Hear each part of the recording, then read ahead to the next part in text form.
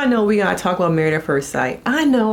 I fell off because this season it was just a bunch of mess, a bunch of gaslight on both parts because we gonna get into it. So let's go.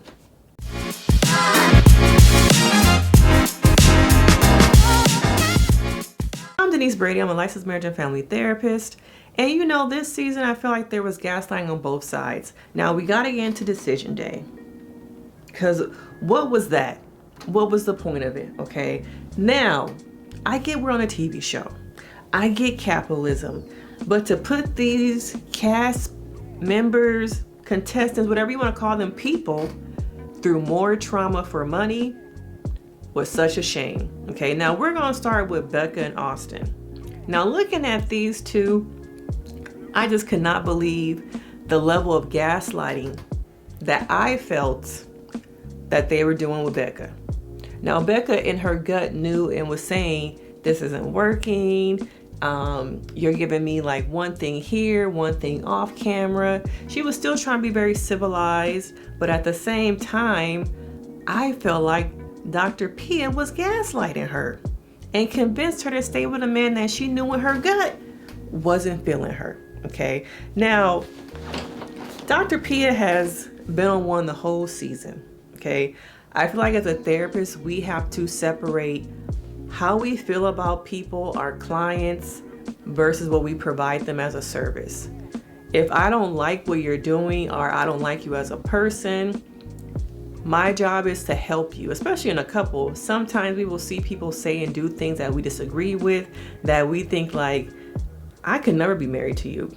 I could never be in a relationship with you, but I have to put that aside. And to me, Dr. Pia did a terrible job of separating herself from what she was providing. Okay. And you could tell she was just on the side of the women, which there really is nothing wrong with being on the side of women because the men were pretty terrible. But as a therapist, you can't show, or an expert in general, you cannot show that you were on one person's side. You have to be objective. And to me, it just felt like she was gaslighting her. I'm seeing he ain't into me. I'm seeing it's not gonna work. I've lived in this situation for 2 months and nothing has shown me that this is something I want to continue. Yet, I'm not sure if it's because of the show, wanting to get results this season instead of getting nothing. I'm not sure if it's money, but come on, Dr. Pia, you could see that man don't want her. Becca could see that man don't want her, yet there was still pushing. Stay. Are you sure? Make it work. To me, it felt like there was a lot of gasoline poured and a match lit. So much gaslighting. And that is not effective. We are already losing, if we have not already, respect, trust, and the ability to believe that this show works. How many seasons have we had where a couple actually did actually stay together? Like this one, I think the last season nobody stayed together. I think it's been at least like 2 to 3 seasons where no one really, made it work. So here we are. They're trying to figure out how do we need something less gaslight. And I'm not saying she consciously was gaslighting her, but Dr. Pia had to know this ain't right. I can't do this. Okay? Let them be. But instead, at the time of filming, Becca was like, yes, I want to stay married. Come on, dog.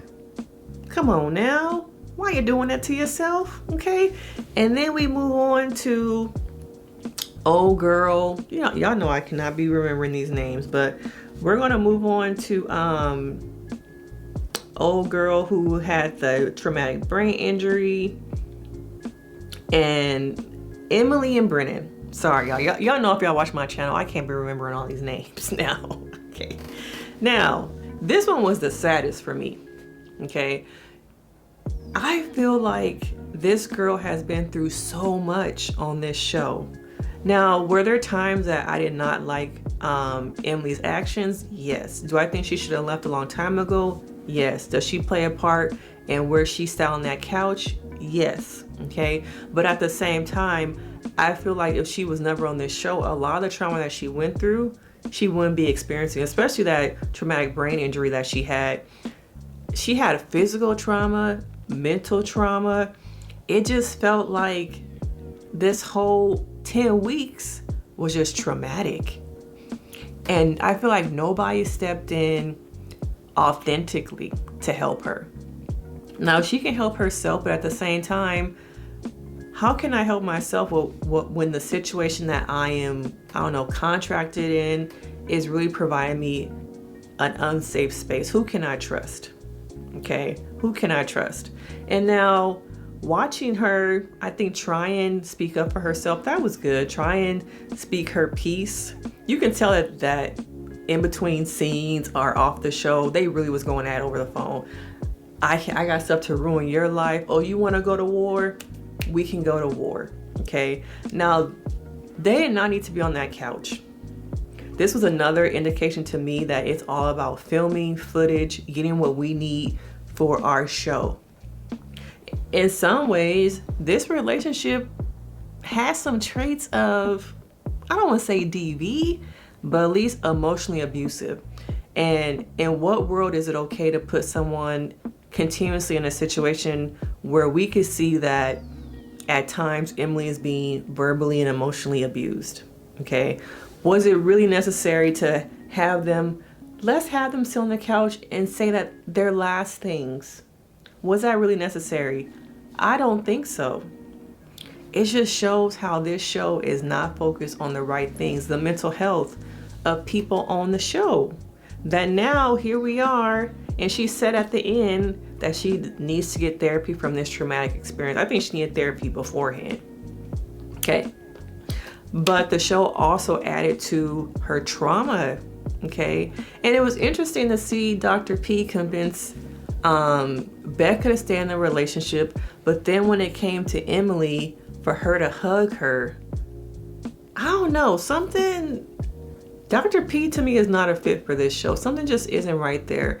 And I also can feel like I can see Emily and Dr. P establishing some type of relationship post the show. I'm not sure if that's a therapeutic relationship, life coaching, but once again, separating myself, who I am as a person and a therapist, like it left me feeling uneasy. Okay, the lines were very blurred. I think the lines were blurred all season for a lot of these folks. And now to hear that there was a producer that Austin was talking to and kind of flirting with and gave his relationship issues, a complete mess. This season was a mess. Okay, the only couple who I kind of feel like with the right experts, the right situation could have possibly worked was Clare and Cameron. Okay, but even then, when he said, "I'm gonna be direct with you," you remind me of a family member. Ooh, that was cringe. And I think there's a big cultural difference that he doesn't understand. There's just like a lot of things there, a lot of miscommunication due to cultural differences here. And I think that that's a layer that they need to think about and really focus on too, is people who come from vastly different cultures, continents, countries. But I do think in some ways they could have worked, but the experts just were too much in the background. And I don't know if they ever showed or told us what kind of health concerns Cameron really has, but that was also something that affected them too, because they seemed like they were really never together. There was just so many obstacles against them that it was never going to work. Okay, the experts need to get it together, y'all, because it's not working. This show is not working. And to gaslight these people, to put them together for what? We didn't need no decision day. Okay? We knew the writing was on the wall that none of these couples were going to work. Only for the next day, divorce. That's how you know Becca should have went with her gut and not with what the experts were telling her to do, suggesting for her. We have to trust our guts, okay? And the influence of these experts were not, the foundation of it was not, to me, genuine. I think Pastor Cal, to me, is the only one that maybe they should keep. Dr. Pepper, She was kind of like there, but she really wasn't. We need to go back to basics. It's not working. And I'm sure we're already gonna get another season in the fall that's already been filmed. We probably got about 5 more episodes. Where are they now? The reunion. We still got to get into Michael and his fiance, because they're still filming for that. So we probably got about like 5 to 7 more episodes. But for what?